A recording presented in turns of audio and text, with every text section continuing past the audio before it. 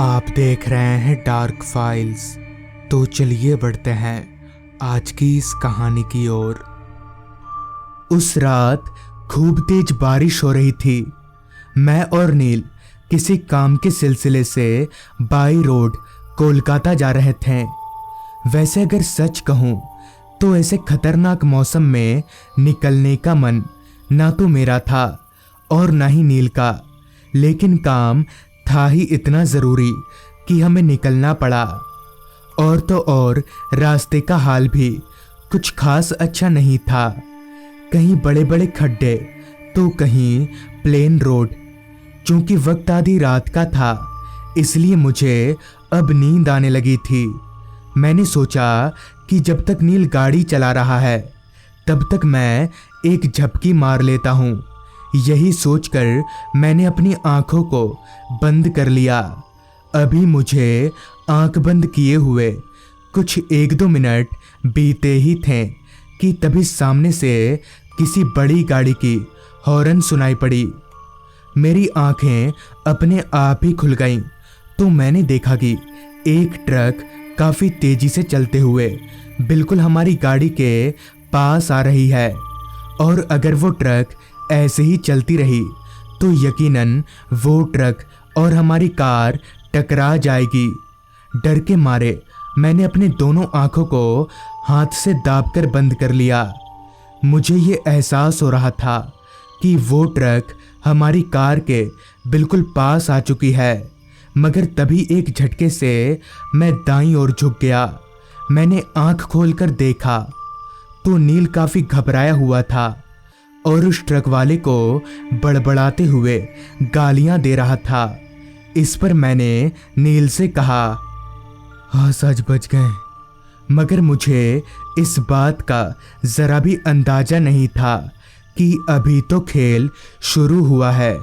पिछली सीट पर पड़े सामानों को देखने के लिए मैं जैसे ही पीछे मुड़ा तो मेरे पूरे बदन में शीत की एक ठंडी लहर दौड़ गई, क्योंकि अभी तक जिस सीट पर सिर्फ सामानों का बैग रखा हुआ था वहाँ अब उन सामानों के साथ एक आदमी भी था। हालांकि अंधेरा काफ़ी ज़्यादा होने की वजह से साफ साफ दिख नहीं रहा था, मगर हाँ, मेरी आंखें इतनी कमज़ोर भी नहीं थीं कि इतने पास बैठे आदमी को देख ना सकें। मैंने धीरे से नील का हाथ दाबा और दबी सी आवाज़ में बोला, नील नील पीछे देख। इस पर नील ने गाड़ी के रियर व्यू मिरर में देखते हुए कहा, क्या है नील की बात अभी ख़त्म भी नहीं हुई थी कि शायद उसने उसे देख लिया जिसे मैंने देखा था। नील ने झट से गाड़ी के छत पर लगे लाइट को जलाने की कोशिश की, मगर हैरानी वाली बात, लाइट जल ही नहीं रही थी। मैं डर गया, लेकिन नील नहीं। उसने पीछे बैठे उस आदमी को धमकाते हुए कहा, कौन हो तुम? उतरो गाड़ी से, उतरो अभी। मगर वो आदमी कुछ बोल ही नहीं रहा था। तभी मैंने कहा, नील गाड़ी रोक। लेकिन जब नील ने गाड़ी रोकने के लिए ब्रेक पर पैर रखा तब भी गाड़ी नहीं रुकी। नील का चेहरा एकदम से पीला पड़ गया। गाड़ी ब्रेक फेल हो चुकी थी। नील ने गाड़ी का इंजन बंद कर दिया। अच्छी बात तो ये थी कि सड़क एकदम खाली थी, इसलिए गाड़ी भी कुछ दूर जाकर ही रुक गई। तभी नील बोला, शंभू डैशबोर्ड खोल, उसमें टॉर्च होगा, इधर देना। मैंने डैशबोर्ड खोला और टॉर्च निकालकर नील को दे दिया। मगर एक और अजीब बात कि वो टॉर्च भी ऑन नहीं हो रही थी। खिसियाकर मैंने नील के हाथ से वो टॉर्च लिया और टॉर्च से ही पीछे बैठे उस आदमी को मारने की कोशिश करने लगा। मगर टॉर्च की मार से जहां उस आदमी को चीखना चाहिए था, वहीं वो आदमी बेशर्मों की तरह ही करके हंसे जा रहा था, क्योंकि टॉर्च उस आदमी के शरीर को आर पार करके गाड़ी के सीट पर लग रहा था। तभी नील बोला, ऐसे कुछ नहीं होगा, अंधेरा है, गाड़ी के बाहर निकलकर पीछे का दरवाज़ा खोलते हैं। ये बोलते ही नील अपनी साइड का दरवाज़ा खोलकर बाहर निकला तो इधर से मैं भी नीचे उतरा। फिर हम दोनों मिलकर गाड़ी के पीछे वाली सीट का दरवाज़ा खींचने लगे, मगर पता नहीं क्यों दरवाज़ा खुल ही नहीं रहा था, जैसे किसी ने अपने दोनों हाथों से दोनों दरवाज़ों को पकड़कर रखा हो। अंत में थक हार कर हमने भी अपनी कोशिश बंद कर दी और पता नहीं वो कौन सी मनहूस खड़ी थी जो उस समय उस रास्ते पर से एक भी गाड़ी नहीं गुजर रही थी। तभी नील उस तरफ से चलते हुए मेरे पास आया और बोला, अब क्या करना है? इस पर मैं बोला, पता नहीं अब क्या होगा, गाड़ी का ब्रेक भी फेल हो गया है। अभी मैंने ये बोला ही था कि तभी गाड़ी के अंदर से एक आवाज़ आई, गाड़ी ब्रेक फेल हो ही नहीं, एक बार देखे नहीं ना। इसका मतलब था गाड़ी ब्रेक फेल नहीं है। हालांकि मुझे और नील को इस पर यकीन तो नहीं था, मगर मन की शांति के लिए एक बार मैं और नील फिर से गाड़ी में बैठे और जब नील ने गाड़ी को थोड़ा आगे बढ़ाकर ब्रेक मारा तो सही में गाड़ी के ब्रेक काम कर रहे थे। मेरा भी डर अब धीरे धीरे कम हो रहा था, मगर उस आदमी से बात करने की हिम्मत ना तो मुझ में थी और ना ही नील में, इसलिए हम बस चुपचाप आगे बढ़े जा रहे थे। रात के उस काले अंधेरे में सरपट दौड़ती हमारी कार की हेडलाइट ही रोशनी का एकमात्र जरिया थी। अभी हम कुछ आगे बढ़े ही थे कि तभी रास्ते के किनारे कोई आदमी खड़ा दिखा जो कि हाथ दिखाकर लिफ्ट मांगने का इशारा कर रहा था। बारिश में भीग रहे उस आदमी के चेहरे से ये साफ झलक रहा था कि वो किसी मुसीबत में है और अगर वो हमारे साथ रहेगा तो हमारी हिम्मत बढ़ेगी। शायद यही सोचकर नील ने गाड़ी को उस आदमी के पास रोका और खिड़की का कांच धीरे से नीचे गिराया। तब कार के बाहर खड़ा वो आदमी बोला, दादा, यही पास ही हमारा ग्राम है नीमतोल्ला, आप हमको वहाँ तक छोड़ देगा? इस पर नील बोला, मैं तो आपको छोड़ दूंगा, पर पीछे जो भाई साहब बैठे हैं वो दरवाज़ा खोलेंगे?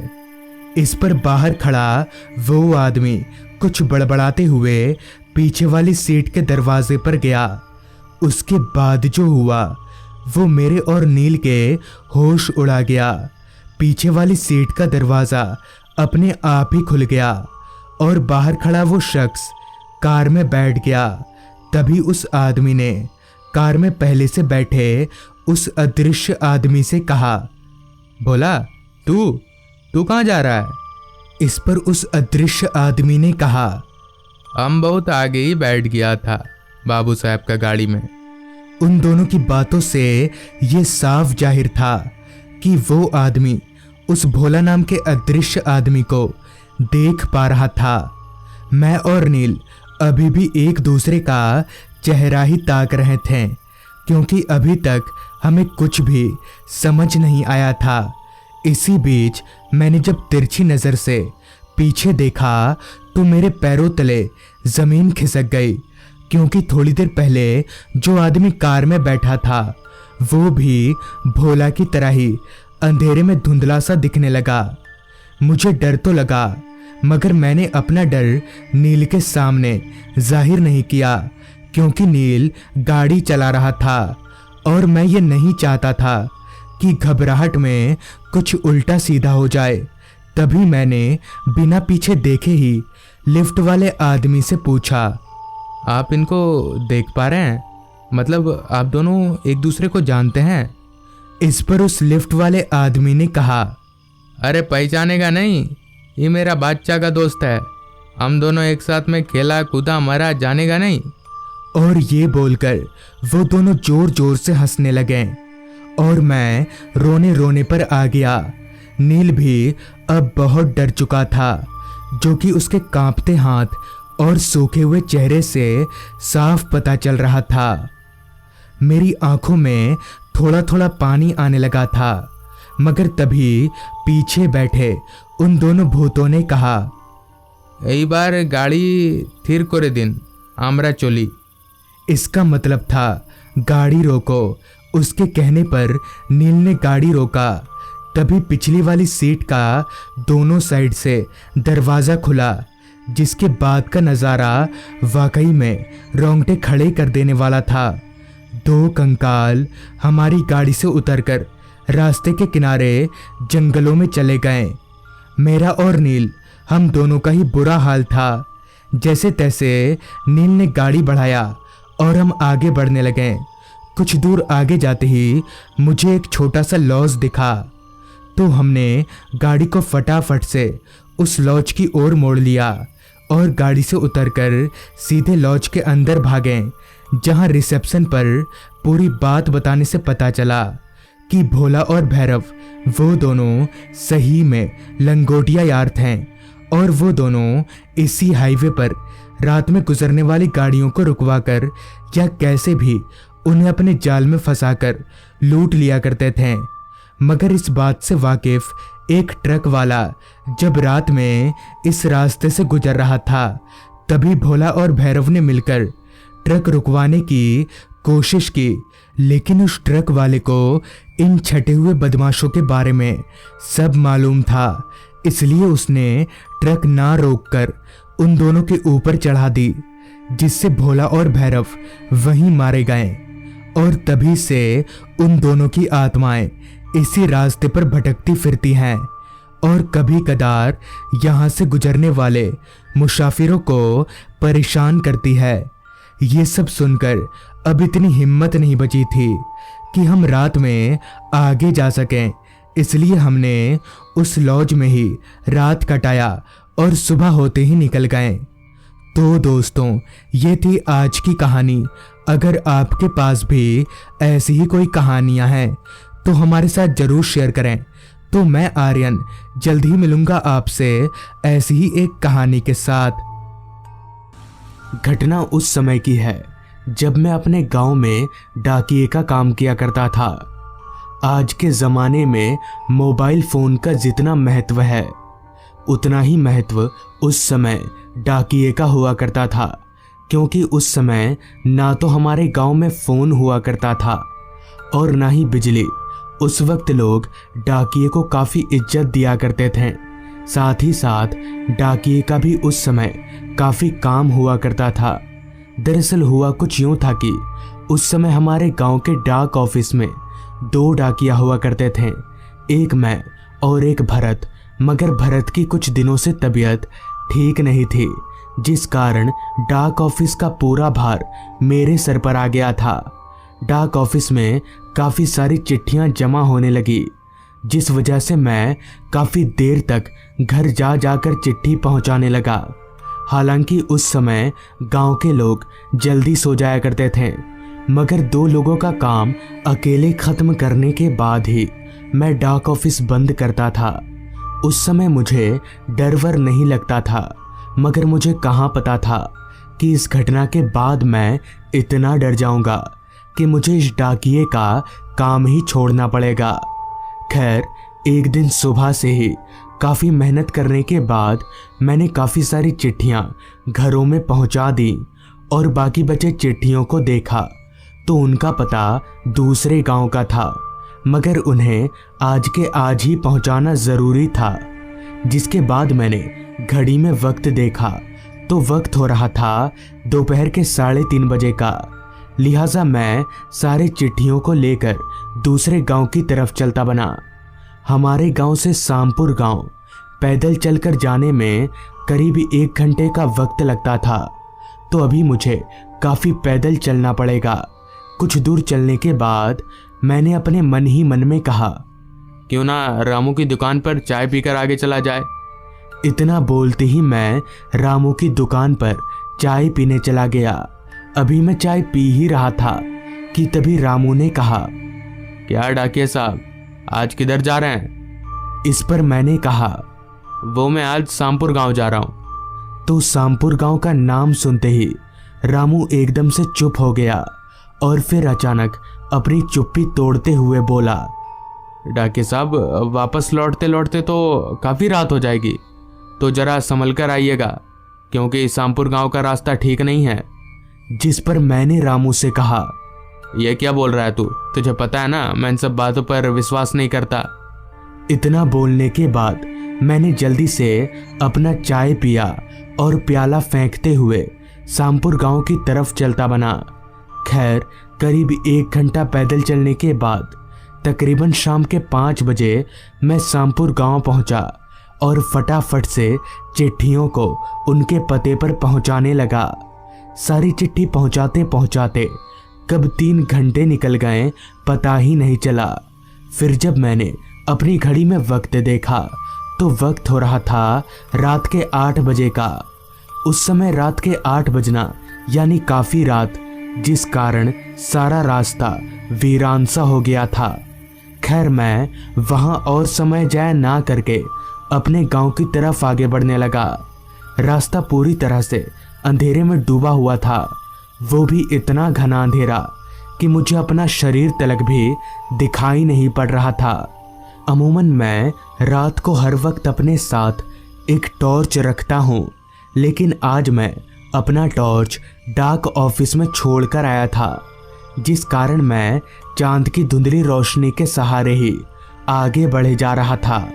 उस रास्ते पर सन्नाटा इतना छाया हुआ था कि दूर कहीं से ट्रेन की आवाज़ मुझे साफ साफ सुनाई पड़ रही थी। साथ ही साथ बीच बीच में आ रही रात कीड़ों की आवाज़ें उस माहौल को और भी ज़्यादा सुनसान बना रही थी। एक तो काफ़ी रात, ऊपर से इतना सुनसान रास्ते को देखकर मैंने अपनी मन ही मन में कहा, अगर कोई सवारी मिल जाए तो मैं उसी के सहारे गांव चला जाऊंगा, वैसे भी काफ़ी थक चुका हूँ। इतना बोलकर मैं अभी आगे बढ़ ही रहा था कि तभी मेरी नज़र रास्ते के आगे किनारे पर खड़े एक आदमी पर गई, जो कि एक रिक्शे के पास खड़ा था। उस आदमी को देखते ही मैं समझ गया कि ये एक रिक्शा वाला है। साथ ही साथ उस रिक्शे वाले को देखकर मुझे काफ़ी खुशी महसूस हुई कि अब मुझे पैदल चलना नहीं पड़ेगा। मगर तभी मेरे जहन में एक सवाल ने दस्तक दी कि ये रिक्शा वाला इतनी रात गए यहाँ पर क्या कर रहा है। इतनी रात गए तो इसे कोई सवारी भी नहीं मिलती होगी।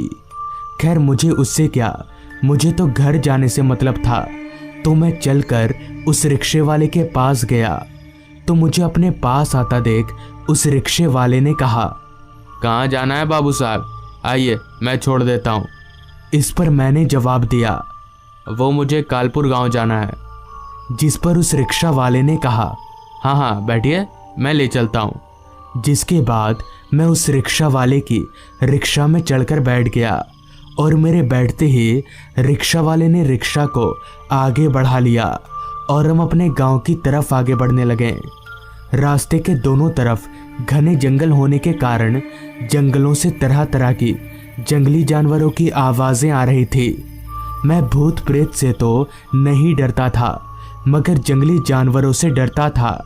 खैर, अभी हम आगे बढ़ ही रहे थे कि तभी उस रिक्शा वाले ने कहा, बाबू साहब, आप शामपुर गांव चिट्ठी बांटने गए थे, तो आपने मदन लाल को चिट्ठी क्यों नहीं दिया? जिस पर मैंने जवाब दिया, हाँ, मदन लाल के नाम से तो एक चिट्ठी आई है, मगर मैं जब उसके घर देने गया तो उसके घर पर कोई भी नहीं था।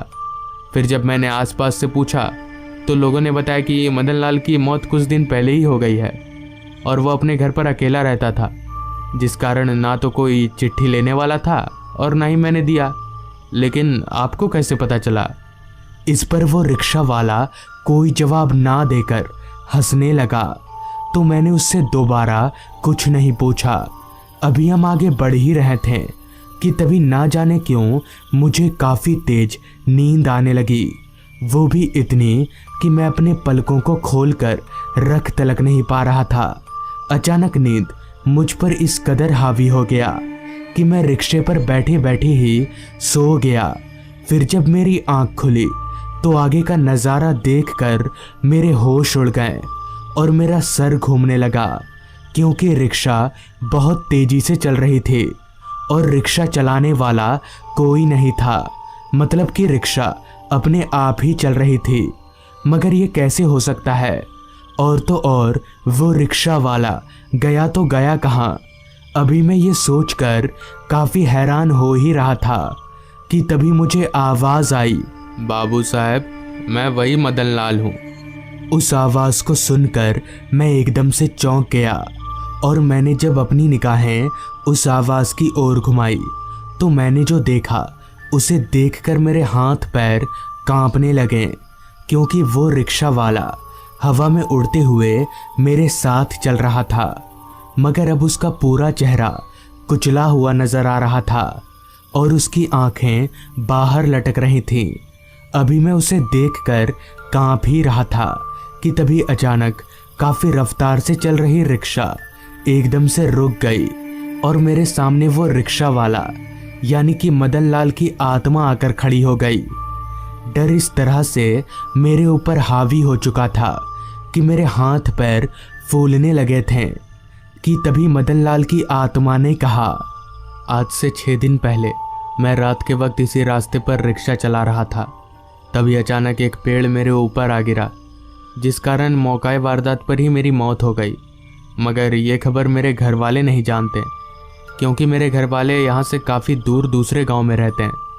और आप मेरे घर वालों के पास जाकर मेरी मौत की खबर बता देना, क्योंकि जब तक मेरा अंतिम संस्कार नहीं होगा तब तक मेरी आत्मा को शांति नहीं मिलेगी और मेरी आत्मा यहीं पर भटकती रहेगी। इतना बोलकर मदन लाल की आत्मा हवा में धुआं हो गई और मैं सीधे अपने घर चला आया और दूसरे दिन मदन लाल के घर वालों के पास जाकर पूरी बात बता दी।